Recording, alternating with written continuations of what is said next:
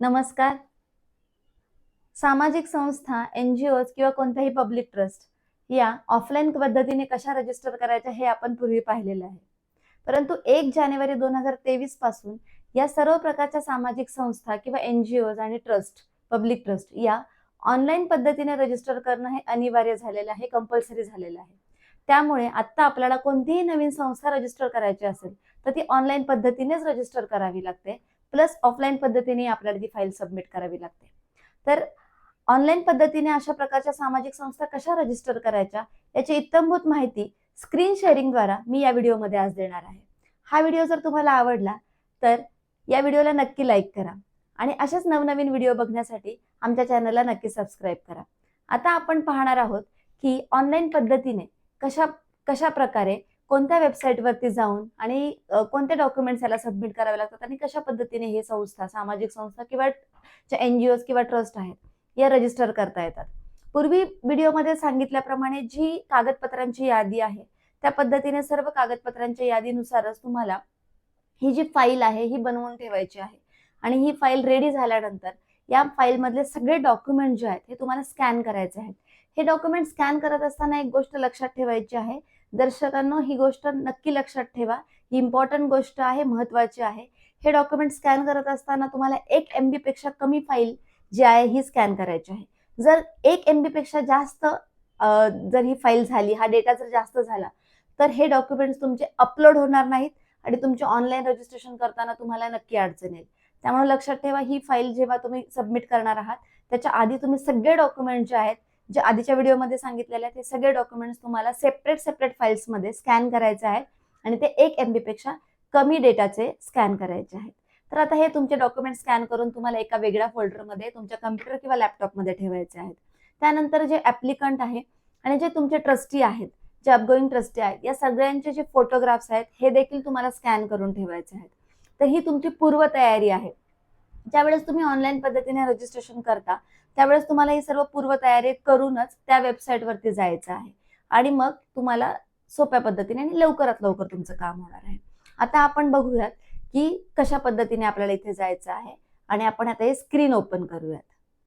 पहिल्यांदा आपल्याला गुगलवरती जाऊन charity.maharashtra.government.in या वेबसाईटवरती जायचं आहे. या वेबसाईटची लिंक आपल्याला डिस्क्रिप्शन बॉक्समध्येही दिलेली आहे. त्यावर जाऊन सुद्धा तुम्ही इथे क्लिक करू शकता. ती क्लिक केल्यानंतर अशी विंडो तुम्हाला ओपन होईल. इथे बघितलं तर न्यू युजर रजिस्ट्रेशन, कारण आपण नव्याने हे सगळं रजिस्टर करतोय, आपल्याकडे लॉगिन आयडी पासवर्ड नाहीये, त्यामुळे न्यू युजर रजिस्ट्रेशन मध्ये जाऊन आपल्याला क्लिक करायचं आहे. इथे तुम्ही क्लिक केल्यानंतर तुम्हाला एक फॉर्म जनरेट होईल अशा पद्धतीचा. त्यामध्ये रजिस्टर सिटीजन म्हटलेलं आहे. त्याच्यामध्ये तुमची सगळी पर्सनल माहिती, जे ऍप्लिकंट आहेत त्यांची पर्सनल माहिती इथे सगळी भरायची आहे. लक्षात घ्या, सगळ्या ट्रस्टींची माहिती नाहीये, इथे एकाच व्यक्तीची माहिती आहे. ही सगळी ऍप्लिकंटची सगळी पर्सनल माहिती इथे तुम्हाला भरायची आहे. मोबाईल नंबर, नाव, ईमेल आयडी वगैरे. त्यानंतर युजर नेम आणि पासवर्ड तुम्हाला इथे जनरेट करायचा आहे. तुमच्या आवडीचा युजर नेम तुम्ही इथे ठेवू शकता आणि तुमचा आवडीचा पासवर्ड तुम्ही इथे जनरेट करू शकता. आणि ते पासवर्ड जनरेट केल्यानंतर तुम्हाला कन्फर्म पासवर्ड येईल आणि मग तुमचं जेंडर वगैरे सिलेक्ट करायचं आहे, डिटेल माहिती भरायची आणि खाली कॅप्चा द्यायचा आहे. तो कॅप्चा जो कुठला लिहिलेला आहे तो तसा तुम्हाला कॉपी करून तिथे लिहायचा आहे आणि इकडे जाऊन रजिस्टर वरती क्लिक करायचं आहे. रजिस्टरवर क्लिक केलं तुम्ही की तुम्हाला लॉगिन आयडी पासवर्ड तुमचा जनरेट होणार आहे आणि तुमचा फॉर्म जो आहे हा रजिस्टर होणार आहे. म्हणजे तुम्ही या वेबसाईट वरती स्वतःच्या नावाने रजिस्ट्रेशन करत आहात सुरुवातीला. मग तुम्हाला हे पुन्हा इथून बाहेर पडणार आहे आणि तुम्ही लॉग इनची इथे जी ही विंडो आहे ही लॉग इनची विंडो ओपन आहे. ते लॉग इन वर तुम्हाला क्लिक करायचं आहे. लॉग इन वर क्लिक केल्यानंतर अशी विंडो तुम्हाला ओपन होईल. तिथे तुम्ही मगाशी जनरेट केलेला युजर नेम आणि पासवर्ड हा तुम्हाला टाकायचा आहे. खाली हा जो कॅप्चा दिलेला आहे हा कॅप्चा तुम्हाला टाकायचा आहे. हा कॅप्चा टाकल्यानंतर लॉग इनचे तुम्हाला इथे ऑप्शन येईल. हा लॉग इन तुम्हाला करायचा आहे. असं लॉग इन केल्यानंतर तुम्हाला ही जी साईट आहे ही साईट ओपन होईल आणि या साईट वरती तुम्ही इथे पाहू शकता, इथे वेगवेगळ्या प्रकारचे सर्व ऑप्शन्स दिलेले आहेत तुम्हाला काय काय करता येईल यामध्ये. तर आपण आता सोसायटी रजिस्ट्रेशन आणि ट्रस्ट रजिस्ट्रेशन यासाठी आपण हा व्हिडिओ बनवत आहोत. तर इथे रजिस्टर अ सोसायटी म्हणून आपण इकडे जाऊयात. हे रजिस्टर सोसायटी वरती जाऊन तुम्ही क्लिक केलं की तुम्हाला पुढे हा सगळा फॉर्म जो आहे हा फॉर्म तुम्हाला चॅरिटी कमिशनरच्या वेबसाईट वरती असा दिसणार आहे. तर इथे तुम्हाला पीटीआर ऑफिस सिलेक्ट करायचं आहे. सगळ्या प्रकारचे इथे जिल्ह्यातले सगळे पीटीआर ऑफिस इथे तुम्हाला शो होतील. सोलापूर, कोल्हापूर, अहमदनगर, सातारा, पुणे, कोणताही तुमचं ज्या जिल्ह्यात तुम्ही आहात तो जिल्हा तुम्हाला इथे सिलेक्ट करायचा आहे. त्यानंतर तुमच्या सोसायटीचे डिटेल्स तुम्हाला इथे टाकायचे आहेत. इथे सोसायटीचं नाव, त्यानंतर तुमच्या सोसायटीचा जे काही ऍड्रेस आहे तो तुम्हाला इथे डिटेलमध्ये टाकायचा आहे. त्यानंतर इथे तुम्हाला हे जर बघितलं तर नेम्स ऑफ मेंबर्स इथे बघितलं तर एक नाव जे आहे जनरेट झालेलं दिसेल. आता हे नाव का जनरेट झालेलं आहे? कारण तुम्ही ज्या व्यक्तीचा तुमच्या ऍप्लिकंटचा जो युजर आयडी पासवर्ड जो आहे तो तुम्ही तिथे टाकलेला आहे, त्यामुळे तुम्हाला हे जनरेट झालेलं दिसेल. हे तुम्ही एडिट करू शकता इथे जाऊन. इथे जाऊन तुम्ही बघितलं तर ही माहिती जी आहे पूर्ण भरलेली आहे की नाही तुम्हाला बघता येईल. जी माहिती भरलेली नाही ती तुम्हाला भरता येईल आणि इथे जाऊन तुम्हाला सेव्ह करता येईल. त्यानंतर तुम्ही इथे ऍड मेंबर म्हणजे तुमचे जितके मेंबर्स आहेत, तुमचे 7, 11, 9 जितके पण मेंबर्स असतील ते मेंबर तुम्हाला इथे जाऊन ऍड मेंबर करायचं आहे. याच्यावरती क्लिक करायचं आहे आणि तुम्ही इथे क्लिक केल्यानंतर तुम्हाला अशी विंडो येईल आणि ही तुम्ही प्रत्येक मेंबर जो आहे हा प्रत्येक मेंबरचा म्हणजे जितके तुमचे ट्रस्टी आहेत त्या प्रत्येक ट्रस्टीची ही जी जनरल इन्फॉर्मेशन आहे, पर्सनल इन्फॉर्मेशन ही तुम्हाला इथे भरायची आहे आणि ते सेव्ह करायचं आहे प्रत्येक वेळेला. म्हणजे तुमचे इथे आता एक नाव दिसत आहे, इथे तुमचे असे जितके मेंबर्स असतील तितके सगळी नावं तुम्हाला इथे दिसणार आहेत. आता या फॉर्मच्या जर शेवटी गेलं इकडे तर इथे सेव्ह ॲज अ ड्राफ्ट हा ऑप्शन आहे. तर हा सेव्ह ॲज ड्राफ्ट मधून तुम्ही इथे सेव्ह ॲज ड्राफ्ट करू शकता. कारण कधी कधी इंटरनेटचा प्रॉब्लेम होऊ शकतो किंवा तुम्हाला काही काम असेल, अर्धवट इन्फॉर्मेशन तुम्ही भरून जर हा फॉर्म उठणार असाल तर तुम्हाला परत ही इन्फॉर्मेशन भरायला लागणार नाही. तुम्ही जर तिथे जाऊन सेव्ह नाही केलं तर तुम्हाला पहिल्यापासून परत सगळी प्रोसिजर करावी लागणार आहे. तर पुढे हे मोड ऑफ सक्सेशन जे आहे हे मोड ऑफ सक्सेशन तुम्हाला इथे फिल करायचं आहे. जे तुम्ही शेड्यूल 2च्या फॉर्म मध्ये ऑफलाईन भरता ती सगळी माहिती इथे तुम्हाला भरायची आहे. त्यानंतर तुमचा ट्रस्टचा जो ऑब्जेक्ट आहे सोसायटीचा तो कोणत्या कोणत्या प्रकारचे ऑब्जेक्ट आहेत ते तुम्हाला सिलेक्ट करायचे आहेत. त्यानंतर तुमची जी प्रॉपर्टी आहे मुव्हेबल, इमुव्हेबल जी पण प्रॉपर्टी तुम्ही या ट्रस्टमध्ये किंवा या सोसायटीमध्ये टाकणार आहात ती सगळी प्रॉपर्टीचे डिटेल्स तुम्हाला इथे टाकायचे आहेत. त्यानंतर ऍव्हरेज ग्रॉस अॅन्युअल इन्कम तुम्हाला टाकायचं आहे. जर तुमची संस्था नवीन असेल आणि तुमच्या ट्रस्टला कोणताही सोसायटीला कोणताही इन्कम नसेल तर तुम्हाला इथे हे जे आहे हे नील म्हणून भरता येईल. अशा प्रकारे ही सगळी जनरल इन्फॉर्मेशन आहे ही तुम्हाला सगळी भरायची आहे. त्यानंतर ही सगळी इन्फॉर्मेशन तुम्ही भरल्यानंतर इथे जर खाली पाहिलं तर इथे सिरियल नंबर, डॉक्युमेंट लिस्ट आणि अपलोड डॉक्युमेंट लिस्ट येते. मी तुम्हाला सुरुवातीला जे सांगितलं होतं की सगळे डॉक्युमेंट जे ऑफलाईन फाईल आपण सबमिट करत होतो ते सगळे डॉक्युमेंट्स तुम्हाला जे आधी स्कॅन करायला सांगितले होते ते सगळे स्कॅन केलेले डॉक्युमेंट्स तुम्हाला इथे अपलोड करायचे आहेत. तर तुम्हाला हा पहिला डॉक्युमेंट दिसेल society application schedule and trust application annexure 2.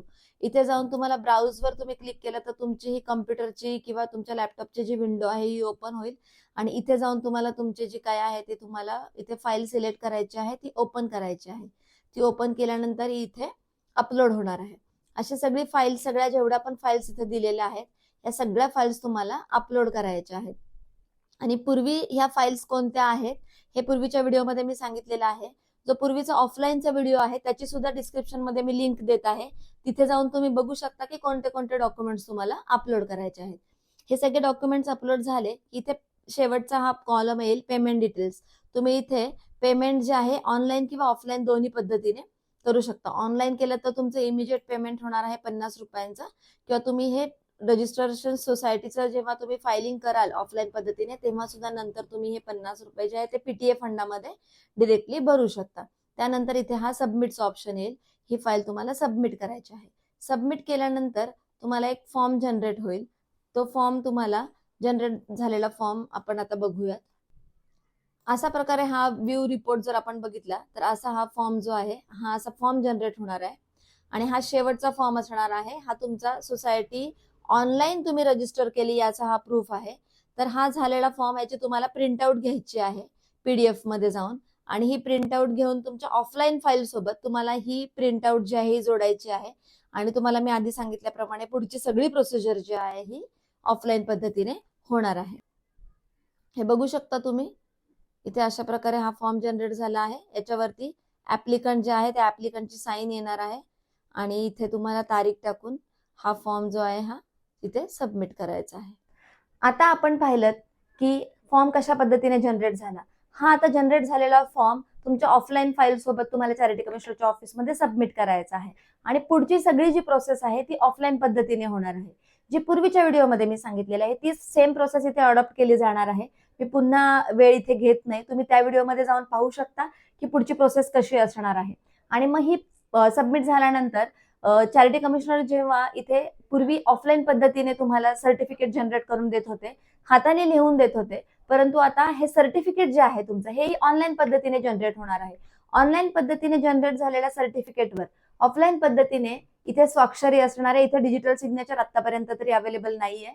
इथे जी चॅरिटी कमिशनर जे आहेत, डेप्युटी चॅरिटी कमिशनर किंवा असिस्टंट चॅरिटी कमिशनर, हे तुमचे तिथे त्यांची स्वतःची तिथे साईन करणार आहेत आणि तिथे चॅरिटी कमिशनरचा जो स्टॅम्प आहे, जो शिक्का आहे, तोही त्या सर्टिफिकेटवर तुम्हाला मिळणार आहे. तर अशा पद्धतीने ऑनलाईन जी प्रोसेस आहे ही तुम्हाला नक्की समजली असेल. आणि जर तुम्हाला यात काही अडचण वाटली तर तुम्ही कमेंट करून नक्की कळवा. तुमच्या सगळ्या प्रश्नांची, सगळ्या क्वेरीजची उत्तरही लवकरात लवकर दिली जातील. धन्यवाद.